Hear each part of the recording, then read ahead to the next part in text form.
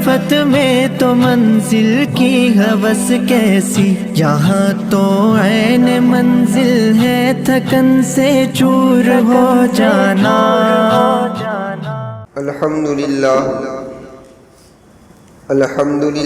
رب العالمین، والصلاة والسلام علی سید المرسلین وعلی آلہ واصحابہ اجمعین، اما بعد۔ اعوذ باللہ من الشیطان الرجیم، بسم اللہ الرحمن الرحیم۔ کلا اذا دکت الارض دکا دکا وجاء ربك والملك صفا صفا وجيء يومئذ بجهنم يومئذ يتذكر الإنسان وأنى له الذكرى يقول يا ليتني قدمت لحياتي فيومئذ لا يعذب عذابه أحد ولا يوثق وثاقه أحد۔ يا أيتها النفس المطمئنة ارجعي إلى ربك راضية مرضية فادخلي في عبادي وادخلي جنتي، صدق اللہ العظیم۔ معزز سامعین کرام اور پردہ نشین خواتین، اس سورت کے اندر اس سے پہلے 3 گروہ کا تذکرہ کیا تھا، اور وہ تینوں گروہ قیامت کے میدان کے اندر ناکام ہونے والے۔ ان میں سے ایک وہ گروہ ہے جو بادشاہ ہے لیکن ظالم ہے، کافر ہے، دیندار نہیں ہے، فرعون جیسا۔ اسی طریقے سے بادشاہ پرست لوگ ہیں کہ جو بادشاہ کی ہاں میں ہاں کرتے ہیں اور نہ میں نہ کرتے ہیں، حق پر ہے یا نہیں ہے اس سے کوئی لینا دینا نہیں ہے۔ یہ دوسرا گروہ۔ اور تیسرا گروہ وہ ہے جو زر پرست ہے، یعنی سرمایہ پرست، جس کے دل کے اندر حد سے زیادہ مال کی محبت بھری ہوئی ہے۔ تو یہ تینوں گروہ قیامت کے میدان میں ناکام ہونے والے ہیں۔ اس کے علاوہ ایک چوتھا گروہ ہے کہ جو ایمان والا ہے اور اس کے دل کے اندر انسانیت کی ہمدردی ہے، وہ انشاءاللہ قیامت کے میدان میں کیا ہوگا؟ کامیاب ہوگا۔ تو 3 گروہ کا تذکرہ تو ہو چکا۔ چوتھے گروہ کا تذکرہ کرنے سے پہلے اللہ تبارک و تعالیٰ نے ان زر پرست لوگوں کی کہ جن لوگوں کے دلوں کے اندر حد سے زیادہ مال کی محبت ہے اور دنیا کی محبت ہے، ان کا ذہن صاف کیا ہے۔ وہ اس طریقے سے کہ وہ یہ لوگ سمجھتے ہیں کہ ہم عیش و عشرت کے اندر ہے، ہماری کوئی پوچھ-تاچھ ہونے والی نہیں ہے، ہمارا کوئی حساب و کتاب ہونے والا نہیں ہے، ہمارا محاسبہ نہیں ہوگا۔ تو اللہ تبارک و تعالیٰ نے لفظ زجر کے ذریعے، کلا، ہرگیز نہیں، ایسا نہیں ہونے والا، تمہارا جو گمان ہے وہ گمان بالکل غلط ہے، تمہاری عیش و عشرت سے تم یہ سمجھتے ہو کہ تمہاری پوچھ-تاچھ نہیں ہوگی، نہیں، بالکل تمہاری پوچھ-تاچھ ہونے والی ہے، لیکن پوچھ-تاچھ کے لیے ہم نے ایک منزل متعین کی ہے، ایک وقت متعین کیا ہے۔ وہ وقت آئے گا تو ہر ایک کو اپنے کیے کا حساب دینا ہے۔ کلا، یہ تمہارا گمان غلط ہے۔ اب وہ منزل کب آئے گی؟ تو کہ اذا دکت الارض دکا دکا۔ قرآن کریم نے عجیب انداز اختیار کیا ہے اور فرمایا کہ زمین کو کوٹ کوٹ کر ریزہ ریزہ کر دیا جائے گا۔ اللہ تبارک و تعالیٰ قیامت کے دن پہاڑوں کو آپس میں ٹکڑا ٹکڑا کر اس کو ریزہ ریزہ کر دیں گے۔ دکن کا معنی ہوتا ہے ضرب مار کر کسی چیز کو توڑنا، یعنی مار مار کر کسی چیز کو توڑنا۔ یہاں مراد یہ ہے کہ زلزلہ جس کو کہتے ہیں قیامت کا زلزلہ، وہ مراد ہے۔ اور یہ لفظ کو 2 مرتبہ لائے، دکن دکا، اس طرف لا کر اشارہ کر دیا کہ قیامت کا زلزلہ ایسا نہیں کہ ایک مرتبہ آ گیا تو پھر ختم ہو گیا، بلکہ ایک کے بعد دیگر یہ زلزلے کیا رہیں گے؟ جاری و ساری رہیں گے۔ اس لیے قرآن کریم نے کہا کہ اذا دکت الارض دکن دکا، یہ وہ منزل ہے کہ اس منزل پر تمہاری پوچھتاچھ ہوگی اور تمہارے کرتوتوں کا حساب لیا جائے گا۔ خیر، آگے فرمایا کہ وَجَاءَ رَبُّكَ وَالْمَلَكُ صَفًّا صَفًّا، اور تیرا رب آئے گا۔ اب رب کے آنے کی کیفیت قیامت کے میدان میں کیا ہوگی وہ کوئی نہیں جانتا، اللہ ہی جانتا ہے۔ اور یہ متشابہات میں سے ہے کہ اللہ تبارک و تعالیٰ اپنے قہر والی تجلی فرمائیں گے قیامت کے میدان کے اندر۔ تو فرمایا وَجَاءَ رَبُّكَ وَالْمَلَكُ صَفًّا صَفًّا، اور فرشتے سب بصف ہوں گے۔ جتنے بھی فرشتے ہیں سب سے پہلی صف کے اندر عرش کے اٹھانے والے فرشتے ہوں گے، اس کے بعد عرش کے ارد گرد جتنے فرشتے ہیں وہ ہوں گے، اس کے بعد صفیں لگے گی تو ان صفوں میں 7 آسمانوں کے فرشتے ہوں گے، پہلی صف، دوسری صف، پہلے آسمان کے فرشتے، دوسرے آسمان کے فرشتے، اس ترتیب سے۔ اس کے بعد دنیا کے اندر، اس زمین کے اندر جتنے فرشتے ہیں ان فرشتوں کی صف لگیں گی، اور سارے کے سارے لوگ قیامت کے میدان میں کیا ہو جائیں گے؟ حاضر ہو جائیں گے۔ بس یہ وہ وقت ہے اور یہ وہ منزل ہے جس منزل کے بارے میں تم یہ گمان کرتے ہو کہ ہم مر جائیں گے تو مرنے کے بعد ہمارا کچھ ہونے والا نہیں، ہرگز ایسا نہیں ہے۔ اس منزل پر سب کچھ ہونے والا ہے۔ کلا اذا دکت الارض دکن دکا وجاء ربک والملک صفا صفا، یہیں پر بات ختم نہیں ہوگی۔ وجیء یومئذ بجہنم، اس دن اللہ تبارک و تعالی جہنم کو بھی لائیں گے۔ کس کو لائیں گے؟ جہنم لائی جائے گی میدان محشر میں، اور اس انداز میں جہنم کو لایا جائے گا۔ مسلم شریف کی روایت ہے کہ جہنم کو کھینچ کر لانے کے لیے 70,000 یعنی 70,000 زنجیریں ہوں گی، اور ہر زنجیر کو کھینچنے والے جہنم کے 70,000 فرشتے ہوں گے۔ اس طریقے سے کھینچ کر جہنم کو میدان محشر میں لائی جائے گی۔ اس کی آواز کو دور سے سن کر سارے لوگ گھبرا جائیں گے اور بے چین ہو جائیں گے، بے قرار ہو جائیں گے۔ ایک روایت کے اندر ہے جہنم جب 200 سال کی مسافت سے دور ہوگی، یعنی ابھی تو اس کو آنے میں کتنے سال لگیں گے؟ 200 سال، اتنی دور ہوگی، اسی وقت سے لوگ پریشان ہو جائیں گے اور بالکل ڈر جائیں گے اور آپس میں نفسی نفسی کہیں گے۔ اس وقت کا یہ حال ہوگا، اور یہ ماحول میدان محشر کا ابتدائی ماحول ہوگا۔ اس کے بعد آہستہ آہستہ اس ماحول کے اندر سکون آتا جائے گا، اور اس کے بعد حساب و کتاب کیا ہوگا بھائی؟ شروع ہوگا۔ اسی کو اللہ تبارک و تعالیٰ فرماتے ہیں کہ وَجِیءَ یَوْمَئِذٍ بِجَہَنَّمَ یَوْمَئِذٍ یَتَذَکَّرُ الْإِنسان، اس دن انسان یاد کرے گا۔ کیا یاد کرے گا؟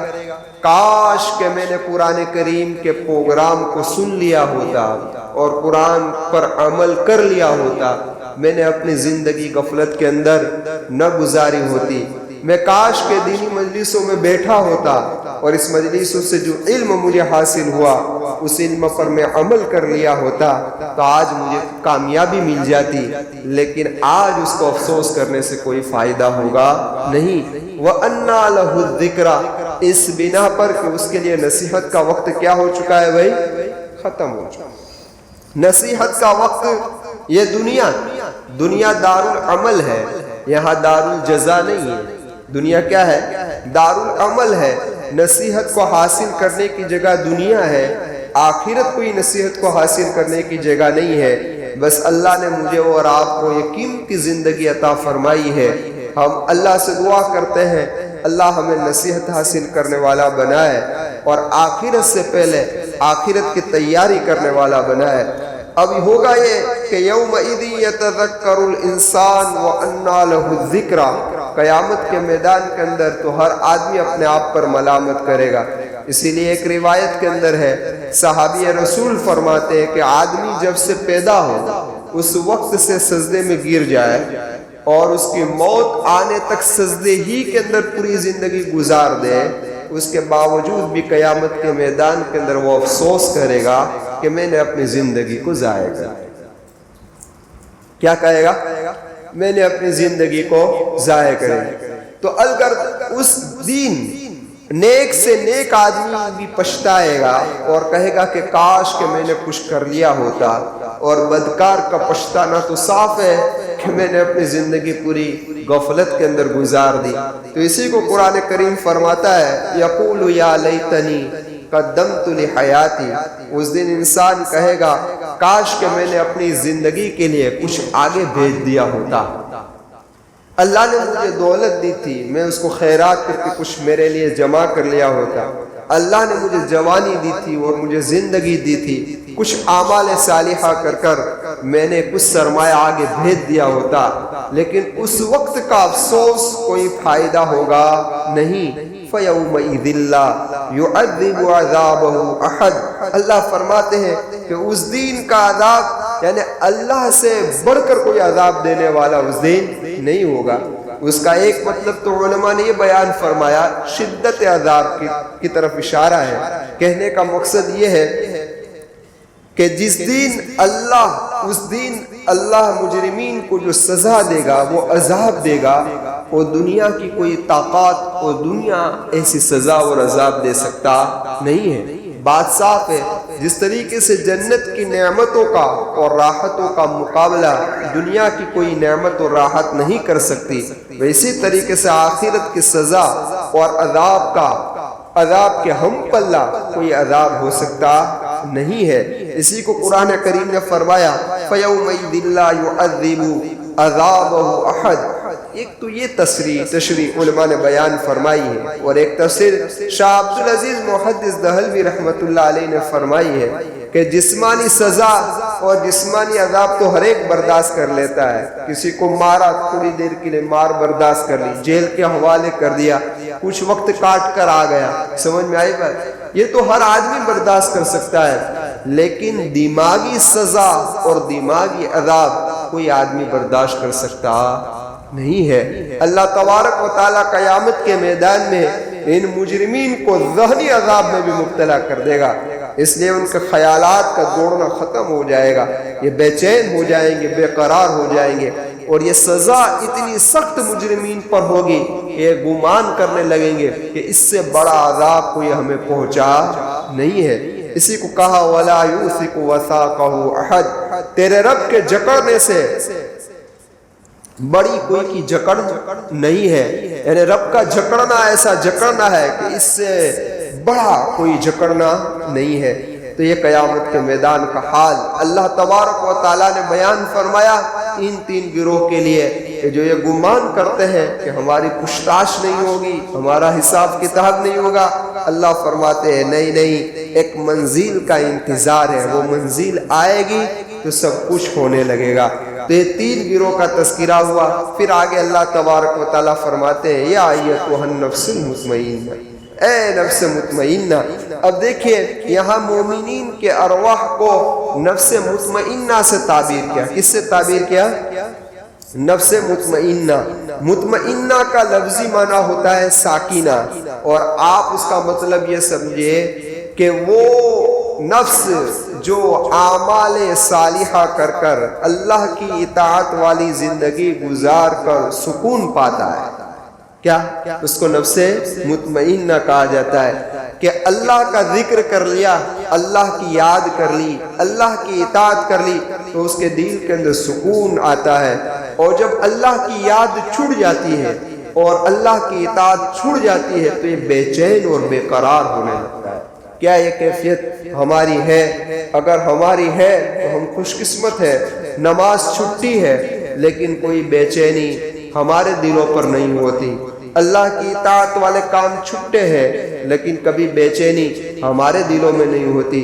پتہ چلا کہ ابھی ہم نفس مطمئنہ کے اندر داخل ہوئے نہیں ہے۔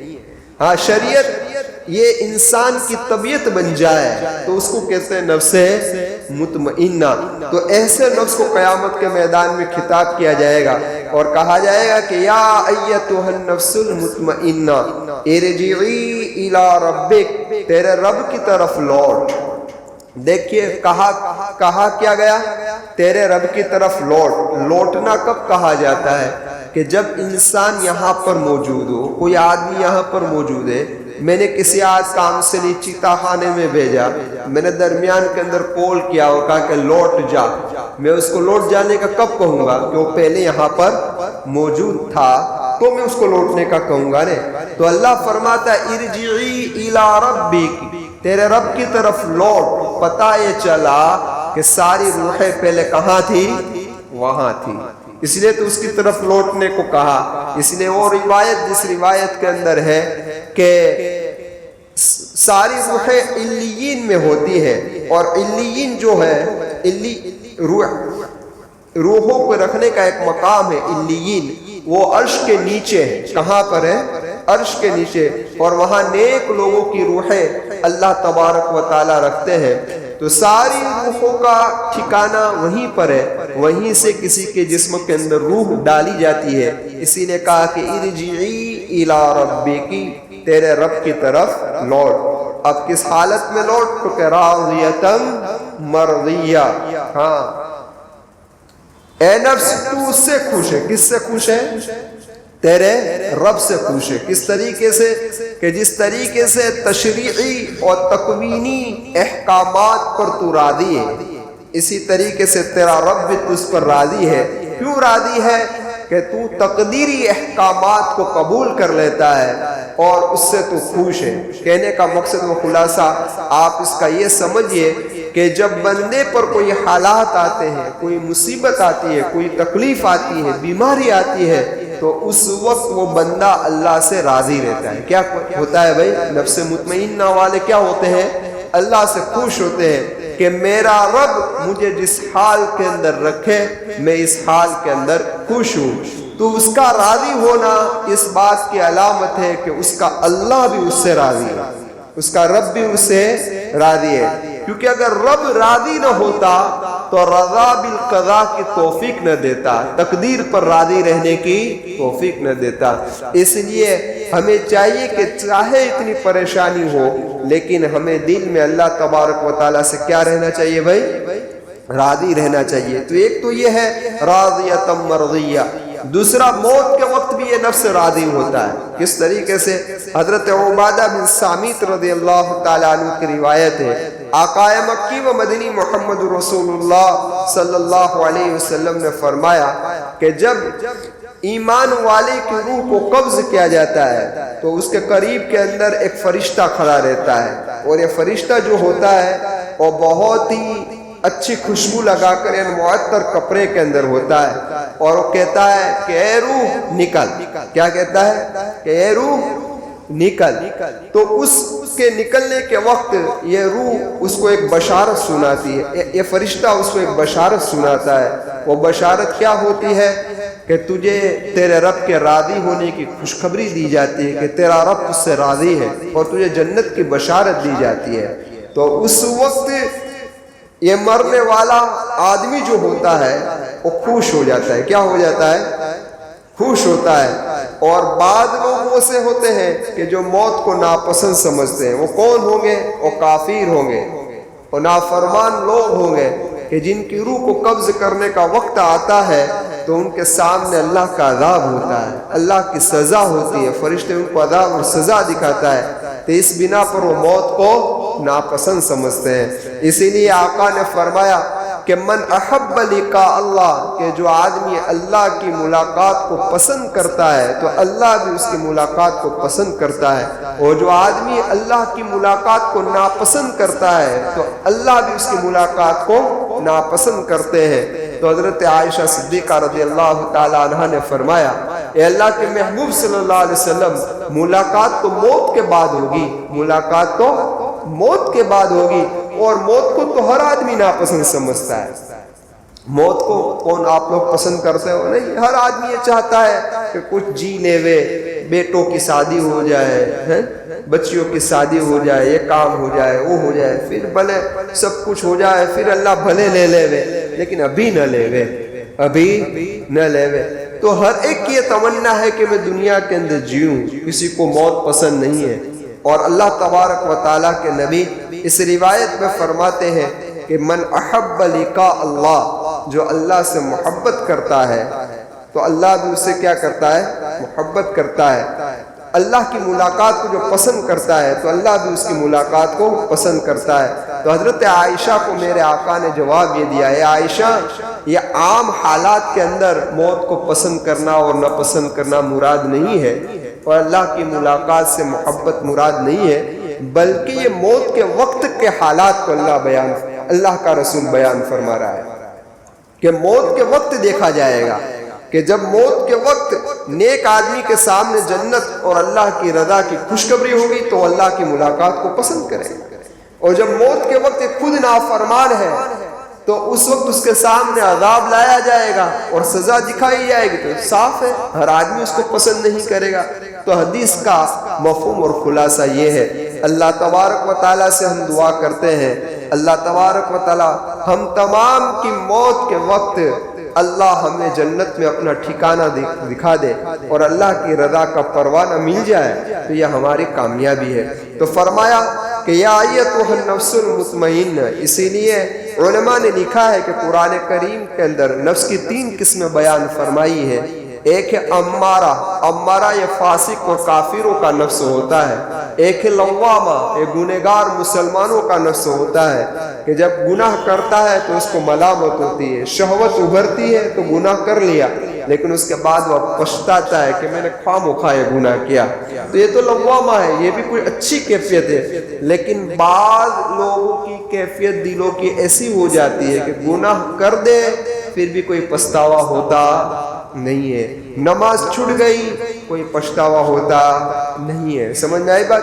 تو لوامہ گنہگاروں کا نفس ہے، اور مطمئنہ یہ انبیاء، اولیاء، صلحاء، صحابہ ان کا نفس ہے کہ یہ لوگ نور، اللہ کے ذکر کے نور سے اپنے دل کو اور اپنے نفس کو مزین کر چکے ہیں۔ اس بنا پر جب وہ اعمال کرتے ہیں تو ان کے نفس کے اندر سکون ملتا ہے، اور کیا ملتا ہے؟ اطمینان ملتا ہے۔ اسی لیے کہا کہ یا ایتھا النفس المطمئنہ۔ بعض ائمہ نے کہا کہ ایک ہی نفس ہے، اس کی 3 قسمیں ہیں، اس کی 3 قسمیں ہیں کہ جب شہوت اور غضب ابھرتا ہے، کیا ہوتا ہے؟ ابھرتا ہے، تو عقل اور شرع پر غالب آ جائے تو یہ نفس امارہ ہے، اور اگر عقل اور شرع پر توجہ دے کر دونوں کے درمیان، اچھائی اور برائی کے درمیان فرق کرنے والا بن جائے تو یہ نفس لوامہ ہے۔ اور جس کا نفس اللہ کے ذکر سے اتنا مزین ہو گیا کہ شریعت اس کی طبیعت بن گئی تو یہ نفس مطمئنہ ہے۔ حسن بصری رحمت اللہ علیہ نے عجیب بات بیان فرمائی کہ قیامت کے میدان میں ہر آدمی کا نفس لوامہ بن جائے گا۔ کیا بن جائے گا؟ لوامہ۔ ہر ایک اپنے آپ پر ملامت کرے گا، نیک آدمی سے نیک آدمی بھی قیامت کے میدان میں ملامت کرے گا اور کہے گا کہ کاش کہ میں نے کچھ زیادہ عبادت کر لی ہوتی، کاش کہ میں نے کچھ زیادہ جمع کر لیا ہوتا۔ تو فرمایا یا ایتھا النفس المطمئنہ ارجعی الی ربک راضیۃ مرضیہ فادخلی فی عبادی وادخلی جنتی۔ فادخلی فی عبادی، میرے بندے میں داخل ہو جا، یہ اللہ نے پہلے کہا۔ جنت میں داخل ہو جا، یہ اللہ نے بعد میں کہا۔ کیوں ایسا؟ کیوں؟ اس بنا پر کہ تم پہلے نیک بندوں میں داخل ہو جاؤ تو جنت میں داخل ہو جاؤ۔ کیا یہ اشارہ کرنا مقصود تھا؟ پہلے اپنے آپ کو کیا بنانا پڑے گا بھائی؟ نیک بنانا پڑے گا۔ تم اپنے آپ کو نیک بناؤ۔ ہاں، اس لیے جو ہماری زندگی چل رہی ہے اس زندگی سے ہم فیصلہ کر سکتے ہیں۔ کیا فیصلہ کر سکتے ہیں؟ پہلے میں بہت گناہوں میں تھا، اب میں نے گناہوں کو چھوڑ دیا ہے اور اعمال صالحہ کی طرف آ گیا ہوں، تو یہ دل کے اندر اللہ کا شکر ادا کرے کہ اللہ میرے بارے میں کچھ خیر کا فیصلہ کرنا چاہتا ہے۔ پہلے داڑھی نہیں تھی، اب داڑھی رکھ لی، سمجھ میں آئی بات؟ پہلے سنتوں سے دور تھا، اب سنتوں پر آ گیا، تو دل میں یہ سوچے کہ اللہ کا شکر ادا کرے کہ اللہ تیرا شکر ہے کہ آپ نے مجھے گندے ماحول میں سے نکال کر اچھے ماحول میں لائے، شاید میرے رب کا ارادہ میرے بارے میں کچھ خیر کا ہے۔ لیکن اگر کوئی آدمی اچھی راہ پر تھا، نماز کا اہتمام کر رہا تھا، سب کچھ تھا، اور اچانک اس کی زندگی پلٹ گئی، اچانک اس کی زندگی کیا ہو گئی؟ پلٹ گئی، تو اس کو ڈرنے کی ضرورت ہے کہ کہیں میرے بارے میں میرے رب کا فیصلہ کہیں برا نہ ہو چکا ہو، تو اس سے پناہ چاہنی چاہیے۔ اس لیے ہم اپنے اعمال کے ذریعے سے ہم یہ فیصلہ یعنی کہ سوچ سکتے ہیں کہ اللہ میرے بارے میں کیا فیصلہ کرنا چاہتا ہے۔ تو اگر ہم اعمال صالحہ پر ہیں تو اللہ سے دعا کرتے رہے استقامت کی کہ اللہ موت تک ان چیزوں پر ہمیں استقامت نصیب فرمائے۔ تو خیر، اللہ فرمائے گا کہ میرے بندوں میں داخل ہو جا۔ دوسرا مطلب علماء نے یہ بیان فرمایا یہاں پر کہ جو بندہ نیک لوگوں کی صحبت میں رہے گا، اللہ کے اولیاء کی صحبت میں رہے گا، وہ بندہ جنت کے اندر ان کے ساتھ داخل ہو جائے گا۔ ہاں، آپ دیکھیے حضرت سلیمان علیہ السلام دعا کر رہے ہیں، وَأَدْخِلْنِي بِرَحْمَتِكَ فِي عِبَادِكَ الصَّالِحِينَ، اے اللہ تو اپنی رحمت سے مجھے تیرے نیک بندوں میں شامل فرما لے۔ حضرت یوسف علیہ السلام دعا کر توفنی مسلمہ، اے اللہ والحقنی بالصالحین، نیک لوگوں میں مجھے شامل کر لیجئے۔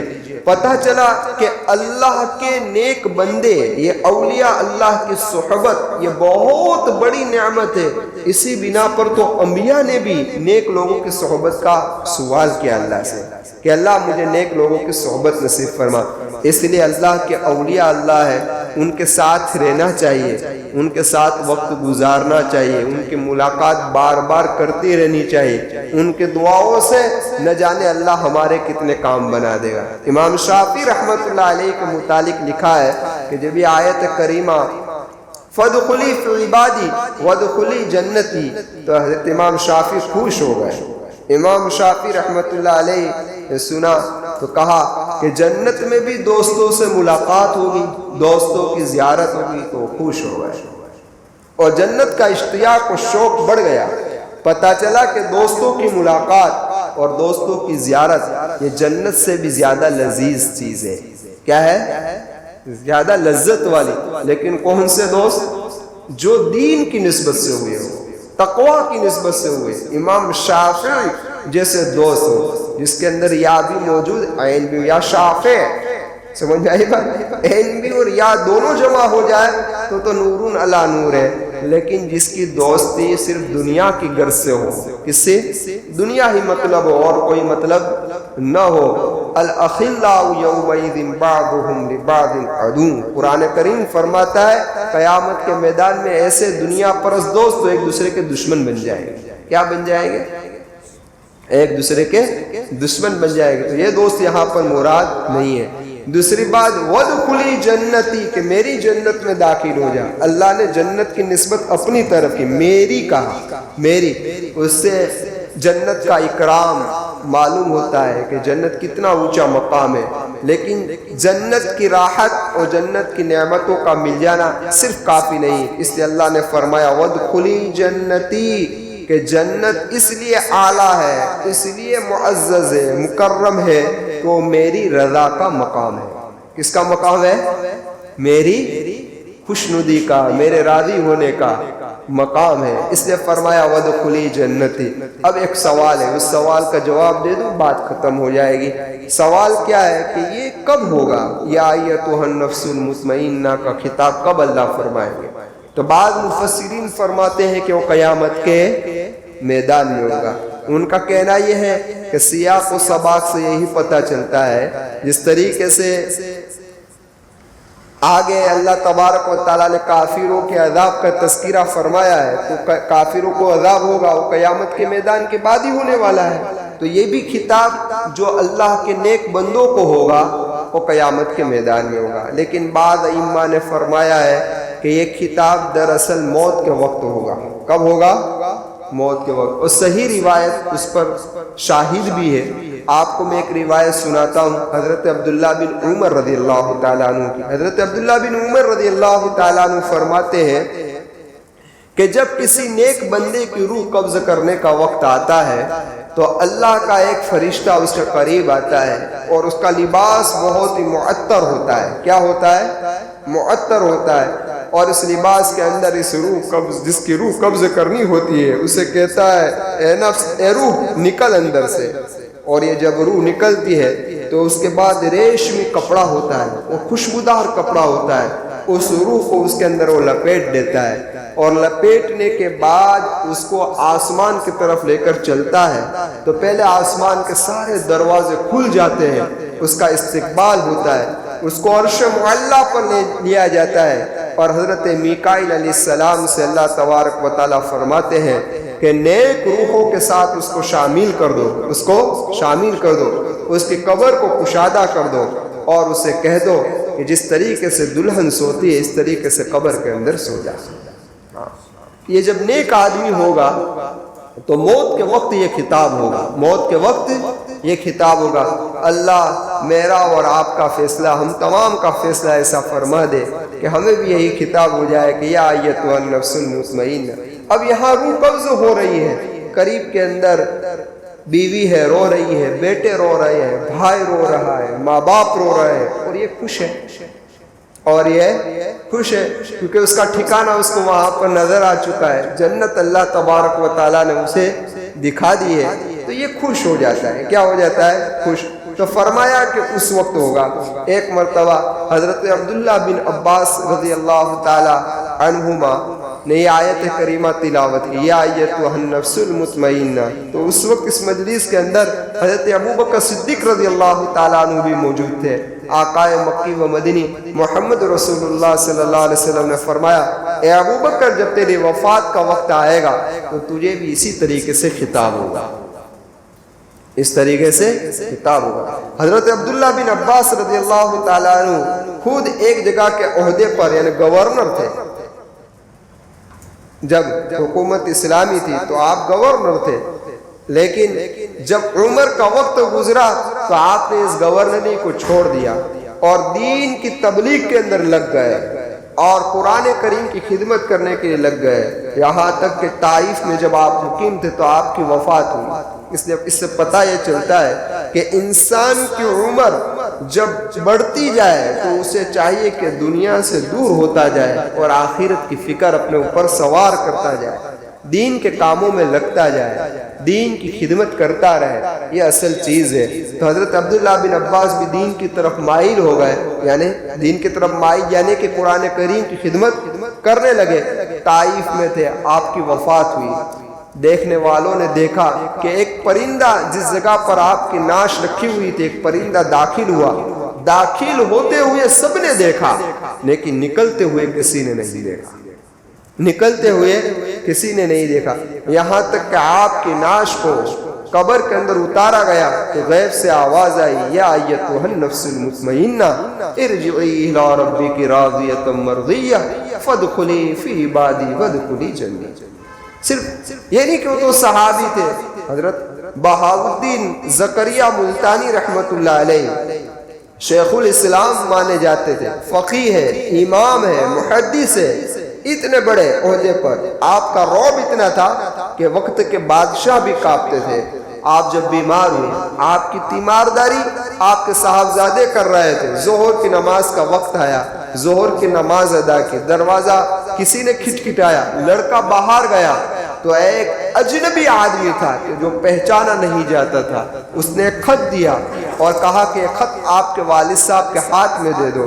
لڑکا اس خط کو لے کر آیا، والد صاحب کے حوالے کر دیا. والد صاحب نے جب کھولا تو اس میں لکھا تھا یا ایتھا النفس المطمئنہ ارجعی الی ربک راضیۃ مرضیہ فادخلی فی عبادی وادخلی جنتی. ایک کاغذ دے کر لڑکا باہر گیا تو دینے والا غائب، اور واپس لڑکا گھر میں آیا تو والد محترم اوپر پہنچ چکے تھے. تو یہ ہوتا ہے اللہ کے نیک بندوں کے ساتھ کہ جب ان کا تعلق اللہ سے قائم ہوتا ہے اور اللہ کے رسول کی محبت ان کے دلوں میں رچی ہوئی ہوتی ہے تو انہیں ایک خطاب ہوتا ہے. اسی لیے مفتی شفیع صاحب رحمت اللہ علیہ نے علامہ طبرانی رحمت اللہ علیہ کے حوالے سے ابن رزین کا واقعہ نقل کیا ہے کہ ابن رزین فرماتے ہیں بلاد روم میں جب ہم لوگ تھے اور ہم کچھ لوگوں کو گرفتار کر لیا وقت کے بادشاہ نے، اور پھر اس کے سامنے جب پیش کیا گیا تو اس کا کہنا یہ تھا کہ میرے دین میرے مذہب کو اختیار کرو۔ جو آدمی اس کے مذہب کو اختیار کرتا تھا اس کو تو جان چھوٹ جاتی تھی، لیکن جو اس کے مذہب کو اختیار نہیں کرتا تھا اسے قتل کر دیا جاتا تھا، اس کی گردن اڑا دی جاتی تھی۔ فرمایا کہ 3 آدمیوں کو پیش کیا گیا، تینوں نے اس کے مذہب کو قبول کر لیا تو اس کو چھوڑ دیا۔ ایک چوتھا آدمی آیا تو اس نے اس کے مذہب کا انکار کر دیا تو اس کی گردن کو اڑا دی گئی۔ یہ گردن اڑا کر قریبی نہر کے اندر ڈال دی گئی۔ ابتدا کے اندر یہ گردن پانی کے اندر ڈوب گئی، لیکن تھوڑی دیر کے بعد یہ گردن اوپر آئی اور کہا یا ایتھا النفس المطمئنہ ارجعی الی ربک راضیۃ مرضیہ فادخلی فی عبادی وادخلی جنتی۔ نام لے لے کر اس نے قرآن کریم کی آیت کریمہ تلاوت کی۔ مفتی شفیع صاحب رحمۃ اللہ علیہ لکھتے ہیں کہ وہاں جتنے نصارہ سے سارے کے سارے مسلمان ہو گئے، بادشاہ کا تخت ہل گیا، اور وہ 3 لوگ جو مرتد ہو گئے تھے وہ بھی واپس مسلمان مل گئے۔ تو یہ اللہ کے لیے جو آدمی جان کو دیتا ہے تو اللہ تبارک و تعالیٰ بھی اس کا کیا کرتے ہیں بھائی؟ اکرام کرتے ہیں۔ تو دراصل میری اور آپ کی کوشش ہونی یہ چاہیے کہ ہم بھی یہ دعا کریں کہ اللہ ہمارے نفس کو بھی مطمئنہ بنا دے۔ کیا بنا دے بھائی؟ مطمئنہ بنا دے، اور موت کے وقت ہمارے ساتھ بھی یہ خطاب ہو جائے کہ یا ایتھا النفس المطمئنہ۔ اس لیے ایک شخص آیا اللہ کے محبوب صلی اللہ علیہ وسلم کی خدمت میں، تو آپ نے اس کو یہ دعا سکھلائی کہ اللہ سے مانگ اللہم انی اسألک نفسا مطمئنہ، اے اللہ میں آپ سے نفس مطمئنہ مانگتا ہوں۔ کیا مانگتا ہوں؟ نفس وتؤمنون بلقائک، جو تیری ملاقات پر ایمان رکھتا ہو، وترضی بقضائک، اور تیرے فیصلے پر راضی رہتا ہو۔ کیا ہو؟ مزاج کے خلاف بھی فیصلہ ہو تو کیا آدمی راضی ہو۔ وتقنع بعطائک، اور تو نے جو کچھ دیا اس پر قناعت اختیار کرتا ہو۔ سمجھ میں آئی بات؟ ایسا ہوس نہ ہو کہ اور زیادہ مل جائے اور زیادہ مل جائے، نہیں، جتنی روزی ملی اس پر اللہ سے خوش رہے۔ بس میرے اللہ کو یہی منظور تھا اور میری تقدیر کے اندر اتنا لکھا ہوا تھا جو مجھے مل چکا ہے، اس پر انسان کیا ہوئے بھائی؟ راضی ہوئے۔ وَتَقْنَعُ بِعَطَائِكَ، اے اللہ تیری عطا پر وہ قناعت کرنے والا ہو۔ تو یہ دعا ہے، اللہ سے کم از کم اتنا تو مانگے، اے اللہ ہمیں نفس مطمئنہ عطا فرما دے۔ میں اللہ سے دعا کرتا ہوں اللہ تبارک و تعالیٰ اس آیت کریمہ کی برکت سے ہمیں اپنے نیک بندوں میں شامل فرما لے، ہمیں اپنے مخلص بندوں میں شامل فرما لے، اور موت کا وقت ہے تو ایمان کی حالت میں ہم تمام کو اس دنیا سے رخصت فرمائے، اور یا ایتھا النفس المطمئنہ سے ہمارے لیے بھی خطاب ہو جائے۔